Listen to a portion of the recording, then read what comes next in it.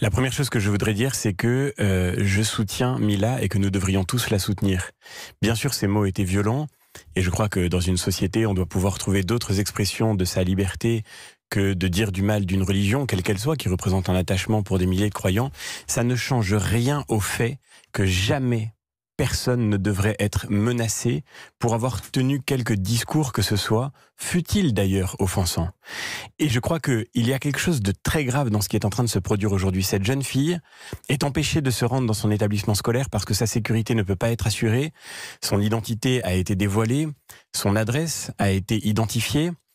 Elle est donc directement menacée de mort par des milliers de personnes sur les réseaux sociaux et dans une forme d'indifférence générale parce que tous ceux qui la menacent aujourd'hui restent libres alors qu'elle-même ne l'est plus. Vous dites indifférence générale, vous avez dit au début de cet entretien, il faut que ça doit tous nous interpeller, tous, y compris le pouvoir, l'exécutif, la justice, la ministre peut-être la garde des Sceaux.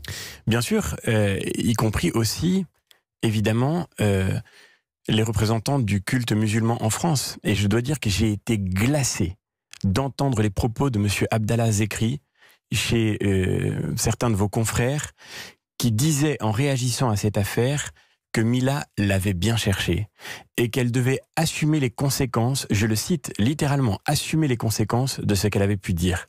Encore une fois, on peut trouver offensant sa parole.